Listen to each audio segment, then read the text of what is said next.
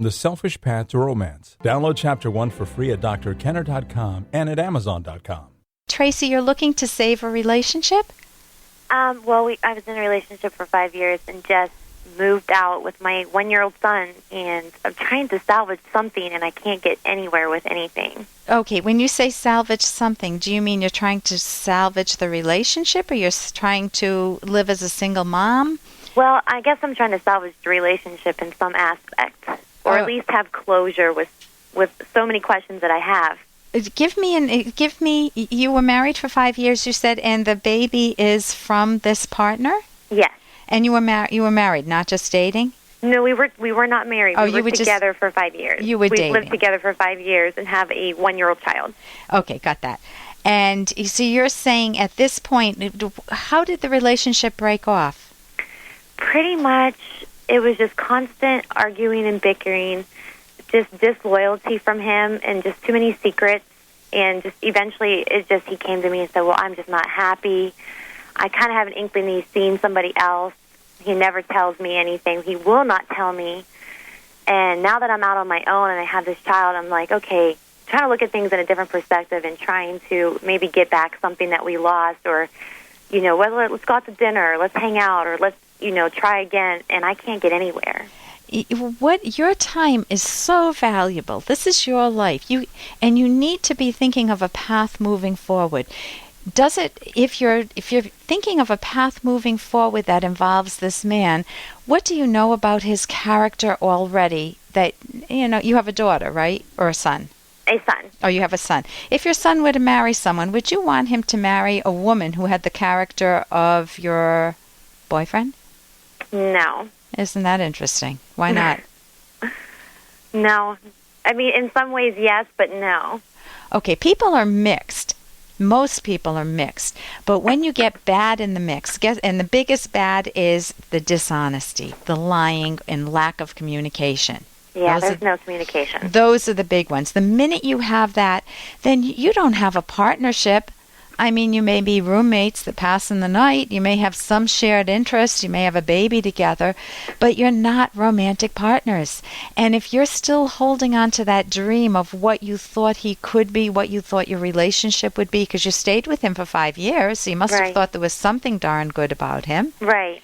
And were you hoping he would change? Yeah, I guess I was hoping that, he would love me more, or treat me differently, or care more about the relationship, or something. Yeah, when have you felt that in your life before? When before? That you wish somebody cared about you more, or paid more attention to you, or loved you more. I guess maybe when my parents divorced. Tell me about that.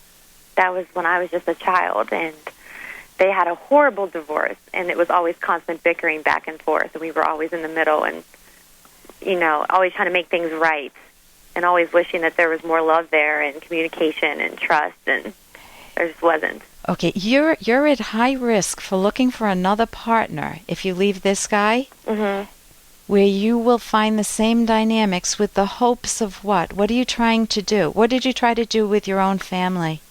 I really didn't have any set expectations except just wanting to be happy and just be a family. That's a huge expectation. I know. I mean, that is the... it's like I'm not asking You for wanted to fix things. You wanted the fighting to stop, right?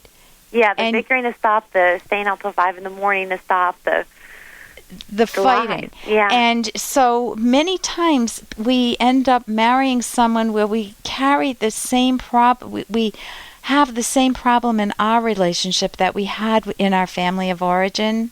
And if you're trying to fix this guy, lure him back in so you can fix it and get that wonderful family that you never had growing up, and I wish you had. Yeah. But you never had that. And what are the chances? If you were a betting person, would you bet $1 million that this guy that you've been with for 5 years and left you and cheated on you and had secrets, was disloyal and was constantly arguing like your family of origin, and you were not happy with him, which is the only little goal that you want, which obviously is the biggest goal? Right. What are the chances that you think that, would you bet $1 million on it? Would you want me to bet my money that he would change? No. Go ahead. I don't think you would. And you can't make somebody else's psychological problem your lifelong problem to solve. Right. Like if you had come to me when you were younger and having the problems with your family, I would say to you, the bickering, as much as I wish, and you wished even more than I do, that your parents would be sane, that they would be reasonable, and that they would have a rational divorce. Right. They're not going to do it. So please carve a life for yourself with good friends or good activities that you enjoy outside of your family, so that your mind isn't wrapped around their bickering and hoping for what will probably never happen, that they will sing Kumbaya together. Right. So what are you hearing as we're talking? That I kind of just need to move on.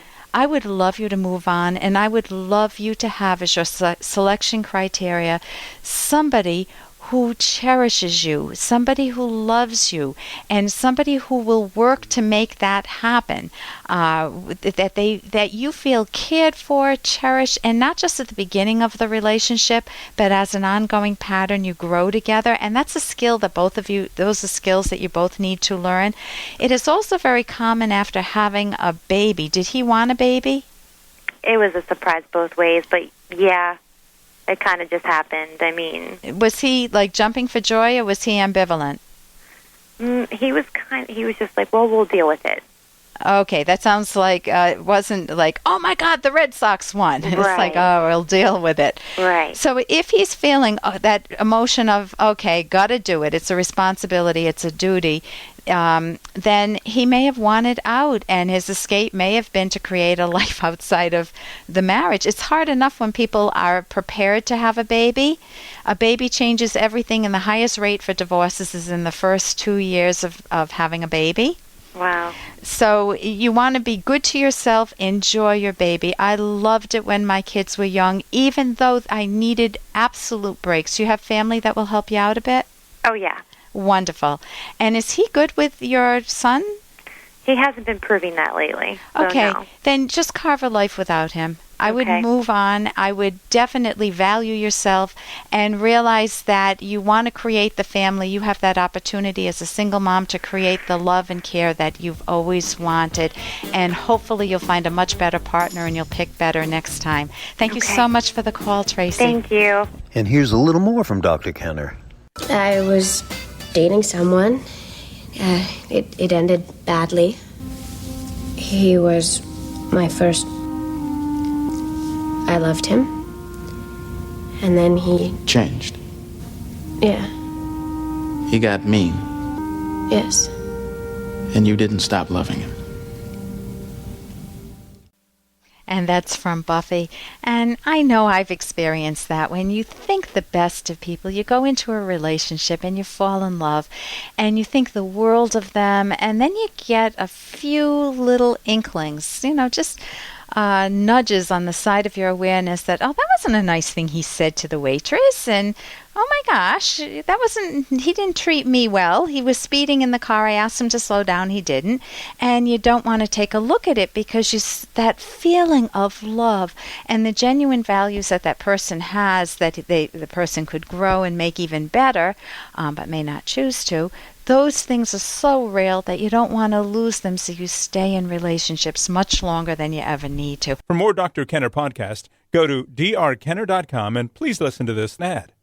Here's an excerpt from The Selfish Path to Romance, the Serious Romance Guidebook by clinical psychologist Dr. Ellen Kenner and co-author Dr. Edwin Locke, who's world famous for his theories in goal setting.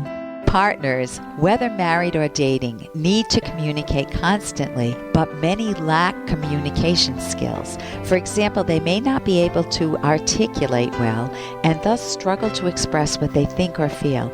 But communication skills can be learned. Listening is an important part of communicating. Many people find it very difficult not to interrupt before their partner has finished expressing a complete thought. Listening well, giving your partner your full attention, and summarizing what you heard when necessary sends the message, you are important. You can download Chapter 1 for free by going to drkenner.com, and you can buy The Selfish Path to Romance at amazon.com.